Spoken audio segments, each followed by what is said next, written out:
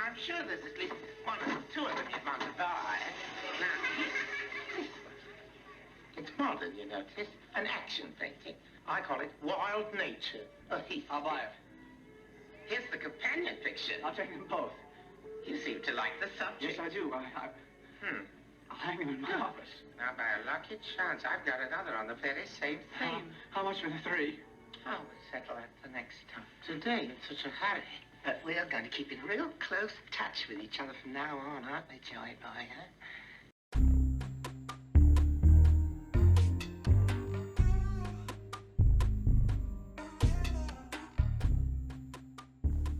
안녕하세요. 서동진 작가입니다. 오늘은 지난 시간에 이어서 프란츠 카프카의 소설 소송을 다뤄보려 합니다. 챕터는 숙부 그리고 레니에서부터 변호사, 제조업자, 화가 챕터까지입니다. 지난 시간에는 K가 체포되어서 1차 공판에서 K가 예심 판사와 사람들에게 비열한 자식들이라 말하고 법정을 나갔었습니다. K는 자신의 회사 복도 창고에서 K를 감시하던 감시인 2명이 태형을 받고 있는 장면을 지켜보고 이야기가 마무리되었었는데요. 이번 장에서는 K의 숙부 카를이 K를 돕기 위해 자신의 친구 훌투 변호사를 찾아가서 벌어지는 일들을 살펴보도록 하겠습니다. 숙부란 말은 아버지의 남동생을 가리키는 말로서 주로 기혼자를 이르는 말입니다. 즉 작은아버지가 K의 소송 소식을 듣고 K의 직장으로 찾아오게 되는데요. 일단 아버지가 아니라 작은아버지가 찾아오는 설정이 재미가 있는데요. 우리가 살면서 작은아버지가 우리의 삶에 개입하는 일이 얼마나 될까요? 대가족 시대라면 가능할 것도 싶지만 요즘 시대에는 조금 공감하기 어려운 일인 것도 싶은데요. 그렇다면 카프카는 왜 주인공의 아버지가 아니라 숙부를 사건의 중심으로 끌어들였을까요? 카프카의 다양한 텍스트에 의거한 저의 결론은 카프카 자신이 아버지와의 관계가 그리 좋지 못했었기 때문일 것입니다. 소설에서도 K의 부모나 동생에 대한 언급이 거의 없기도 하거니와 카프카 자신은 현실의 삶을 소설에 반영하는 것을 조금 경계했던 것 같습니다. 물론 K의 직장과 직위가 카프카가 현실에서 다녔던 보험제공사에서의 직장 생활과 조금은 유사해 보이긴 합니다만 그 정도는 작가를 기존에 알고 있지 않으면 파악하기 힘든 부분이겠죠. 이야기로 돌아가서 숙부 카를은 사건의 당사자 K보다도 K의 소송을 심각하게 받아들입니다. 소송에 무관심한 K에게 호통을 치기도 하고요. 소송의 경과를 꼬치꼬치 깨묻습니다. 무엇보다 카를의 목소리가 커서 K의 직장에 다니는 사람들이 K의 소송에 관한 이야기가 들릴 정도였죠. 카를은 K의 소송이 집안 전체의 위기라고 생각합니다. 카를은 K에게 오래된 격언을 하나 말해주게 되는데요. 이 오래된 격언이 소설의 요점을 말하기도 하고 개인적으로는 재밌는 문장입니다. 소설을 조금 읽어보면 제발 정신 좀 차려라 요제프. 너의 무심한 태도를 보고 있자니 내가 미치겠구나. 널 보고 있으면 옛 격언이 믿고 싶어질 정도야. 그런 소송을 하는 것은 애당초 진 것이나 다름없다는 격언 말이다. 정말 재밌는 문장 아닌가요? 격언이란 것이 앞뒤 문맥이 어느 정도 있어야 할 텐데 앞문맥이 조금 추상적입니다. 여기서 언급되는 그런 소송을 하는 것이란 말은 이미 모든 사람들이 K의 소송을 알고 있어서 뒤에 문맥이 맞아떨어지는 것일 텐데 굉장히 추상적이고 모호한 표현입니다. 그런 소송이란 것이 K 말고 다른 사람들에게도 일어나는 일이라면 격언으로서의 가치가 충분하긴 할 텐데요. 적어도 이 소설 안에서는 그런 소송이란 것이 유효해 보이긴 합니다. 설령 그렇다 치더라도 이 오래된 격언은 숙부 카를이나 알만한 격언 같기는 합니다. 그런 소송을 하는 것은 애당초 진 것이나 다름없다라는 격언을 분석해보면 일단 소송을 하는 것 자체가 좋지 않다는 것일 테고 소송에 휘말린 당사자들은 처형이 따르게 된다로 해석이 되는데요. 어느 정도 결말을 예상할 수 있는 문장인 것 같습니다. 카를은 K와 함께 자신의 친구 변호사 훌투를 찾아가게 됩니다. 이 훌투 변호사라는 사람은 나이가 들어 병색이 짙은 상태입니다. 그럼에도 변호사 업무를 하고 있는데요. 그는 렌이라는 하녀를 옆에 두고 자신의 수발을 들게 합니다. 사실상 변호사는 누워 쉬고 있고 렌이가 손님을 접대하는 일이 많아 보이기도 하는데요. 이 하녀 렌이라는 인물이 굉장히 독특한 캐릭터입니다. 렌이는 변호사를 선임하러 온 거의 모든 피고인들에게 호감을 느끼고 그들을 유혹하곤 하는데요. 요즘 은어로 많이 사용되는 여왕벌 같은 포지션입니다. 자신의 성적 매력을 이용해서 변호사의 집에 찾아온 피고인들에게 사랑과 복종을 갈구하곤 합니다. 조금 자세히 살펴보면 레니는 동그랗고 인형처럼 생긴 얼굴에 창백한 볼과 턱뿐만 아니라 관자놀이와 이마 언저리도 둥그스름했다라고 적혀 있는데요. 전형적인 동양적인 미인상처럼 보입니다. 레니의 말투에서 보이는 매력은 감탄사를 종종 사용한다는 점이죠. 어머나 또는 어머 등의 단어를 사용합니다. 레니는 소설에서 남자들에게 스킨십을 끊임없이 시도하는데요. 여성에게 거부감이 적은 남성들이라면 이러한 스킨십에 100이면 100 넘어갈 것으로 보입니다. 그녀는 특이하게도 오른손 가운데와 넷째 손가락 사이에 갈퀴 같은 피막이 붙어 있는데요. 그녀 자신은 이것을 신체적 결함이라 말을 합니다.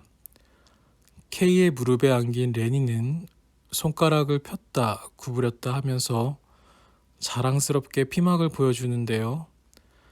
K는 놀라워하며 그녀의 피막에 입을 맞춥니다. 그러자 레니는 화들짝 놀라면서 K에게 안기며 K의 목을 깨물며 키스를 하고 K의 머리카락을 입으로 물어댑니다. 이 장면을 읽고 있으면 마치 프로이트의 꿈의 해석을 읽고 있는 느낌이 드는데요. 굉장히 외설적으로 보이기도 하고 기괴한 장면입니다. 이 장면을 조금 해석해보면 자신의 신체적 결함까지 사랑해주는 남자에게 여자는 깊은 사랑에 빠진다고 볼 수도 있겠네요. 그렇지만 이 모든 일들이 K와 레니가 처음 만나는 상황에서 벌어진 일들이다 보니까 독자 입장에서는 기괴하게 보이긴 합니다. 물론 K와 레니 모두 이성에 대한 편력이 심한 인물로 보이긴 합니다. 레니는 K에게 이제 당신은 내 거예요. 여기 집 열쇠가 있어요. 언제든 원할 때 오세요. 라는 말을 덧붙입니다. K는 문 밖으로 나가서 숙부를 만납니다. 숙부는 K에게 그동안 어디 있었냐며 호통을 칩니다. K가 레니와 만나고 있는 동안 숙부는 변호사와 법원 사무처장과 K의 소송에 관련된 이야기를 나누고 있었는데요. 소송의 당사자인 K가 레니와 딴짓을 벌이느라 변호사와 법원 사무처장이 K를 기다리느라 굉장히 화가 났다는 말을 숙부에게 듣습니다.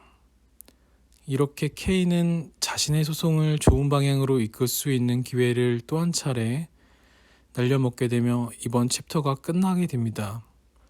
사실 이번 장을 읽다 보면 소송에 관련된 이야기들도 많이 나오긴 하지만 기억에 남는 건 레니의 갈퀴 달린 오른쪽 손가락밖에 남지 않는 장이기도 한데요. 그만큼 렌이라는 인물의 등장과 그녀의 행동이 소송 그 자체를 지워버릴 정도로 강렬하게 다가왔던 것 같습니다. 그럼 다음 챕터 변호사, 제조업자, 화가를 살펴보도록 하겠습니다.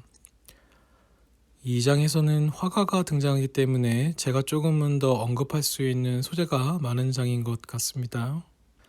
K는 훌트를 자신의 변호사로 선임했지만 자신의 소송 진행에 대한 제대로 된 경과 보고를 듣지 못해서 답답해합니다. 그러다 은행 업무 때문에 만나게 된 제조업자에게 법원처 화가로 일하고 있는 티토렐리라는 화가를 만나보라는 말을 듣게 되는데요. 이 티토렐리라는 화가는 소설의 중반부에서 굉장히 많은 분량을 차지하고 있고 K에게 중요한 말을 많이 하는 인물입니다. 티토렐리는 법원처의 판사들의 초상화를 그려주면서 무료로 아틀리에를 제공받고 지내는 화가인데요.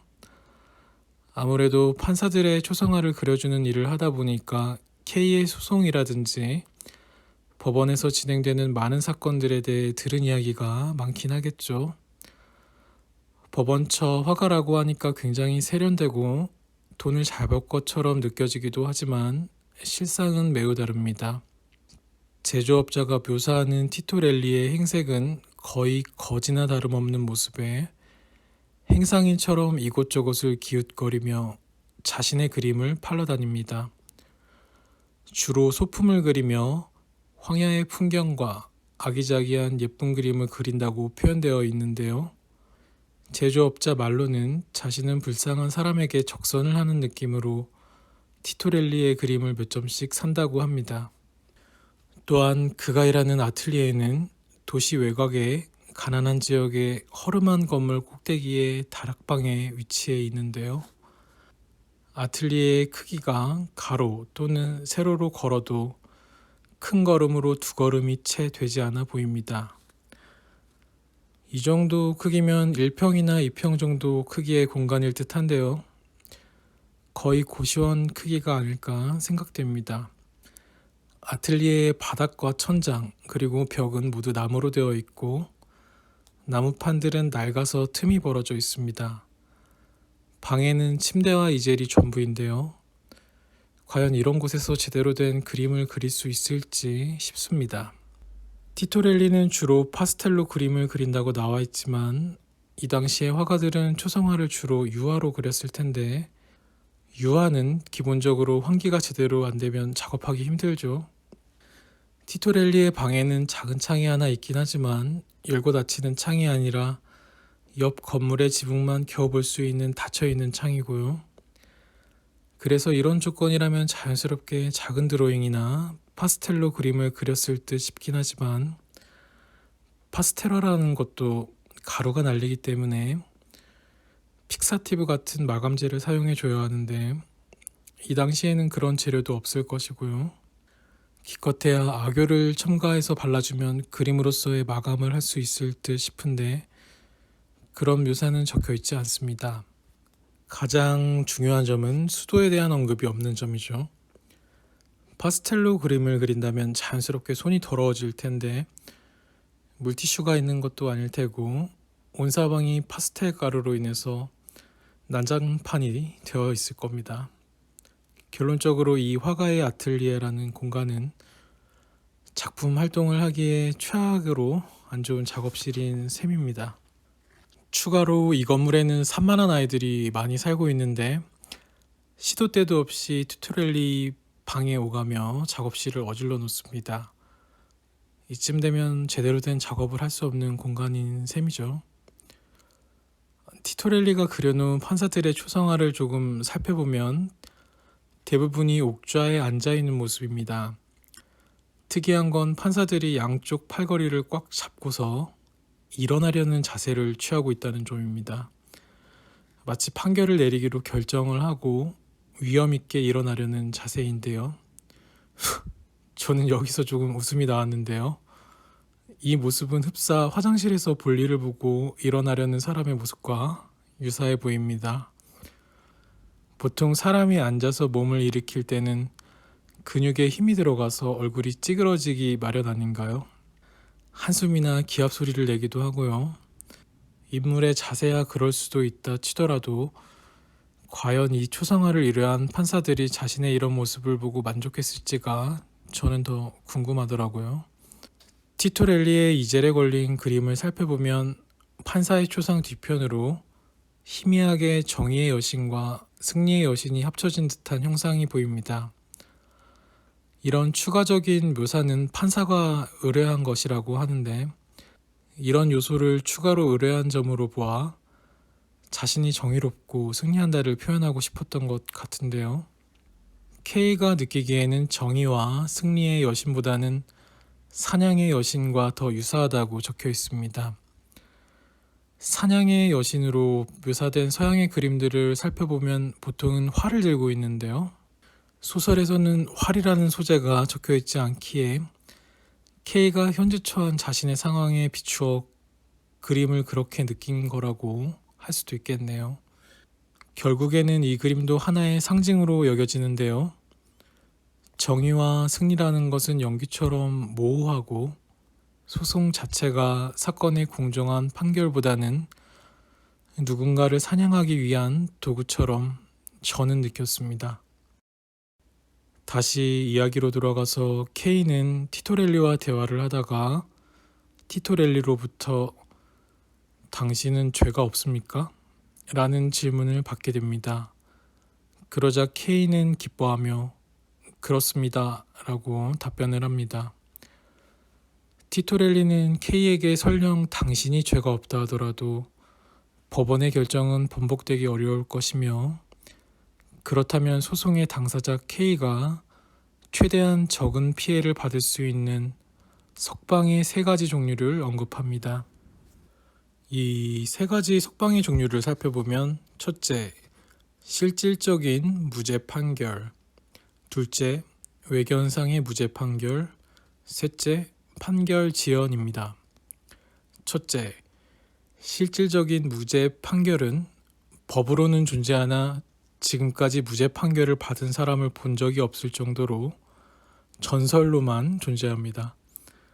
또한 이 무죄 판결을 받은 사람에 대한 판결 사례도 확인할 수 없으며 판사들조차 이 판결에 대한 열람을 할 수 없다고 합니다. 둘째로 외견상의 무죄 판결을 받기 위해서는 일시적이지만 집중적인 노력이 필요하다고 합니다. 이 판결을 얻기 위해선 티토렐리 본인이 K의 무죄를 입증하는 확인서를 써주면 K는 확인서를 들고 여러 판사들을 만나러 가야 합니다. 물론 판사들마다 티토렐리의 말을 믿어준다고 장담은 할 수 없다고 합니다.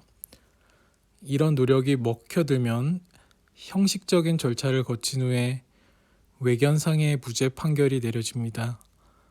하지만 무죄 판결이라 할지라도 일시적인 것일 뿐 상부의 명령이 내려지면 다시 소송이 진행되게 됩니다. 결국 2차, 3차, 4차 확인서를 들고 판사들을 만나러 다니는 일을 반복해야 하는데요. 결국 피고인이 지치게 되면 소송은 진행이 되고 처형이 되는 구조입니다. 셋째로 판결 지연이 있는데요. 외견상의 무죄 판결과 유사한 방법이긴 하나 판결 지연은 소송을 가장 낮은 단계에 머물러 있도록 잡아두는 것을 뜻합니다. 소송을 가장 낮은 단계에서 머무르게 하기 위해서는 피고인과 조력자가 법원과 끊임없이 사적인 접촉을 갖고 있어야 하는데요. 그러니까 여기서 조력자라 함은 훌트 변호사가 되겠죠. 이 조력자는 특별한 기회가 있을 때마다 담당 판사를 찾아가 어떤 식으로든 호감을 사도록 노력해야 한다고 합니다. 이렇게 티토렐리가 제시한 3가지 석방의 종류를 알아보았는데요. 결론적으로 요제프 K는 소송에서 벗어날 길이 없어 보입니다. K의 처형은 K의 노력에 따라서 시기만 달라질 뿐입니다. 이 석방의 3가지 종류를 읽다 보면 인간의 죽음을 연상케 합니다. 인간은 죽음을 막기 위해서 살아생전에 많은 노력을 하곤 하죠. 운동을 하고 좋은 음식을 먹고 많은 사람들과 교류하고 이런 다양한 일들을 충실히 하느냐 안 하느냐에 따라서 죽음이 빠르게 다가오기도 하고 최대한 늦출 수 있기도 합니다. 인간이 최대한 죽음을 늦출 수는 있어도 인간은 죽는다는 사실을 바꿀 수 없는 것처럼 카프카의 소송에서 케인은 처형을 피할 길이 없어 보입니다. 이렇게 오늘은 숙부에서 시작해서 석방의 3가지 종류까지 살펴보았는데요. 다음 시간에는 종말까지 살펴보면서 카프카의 소송에 대한 감상을 마치도록 하겠습니다. 긴 영상 끝까지 시청해 주셔서 감사합니다.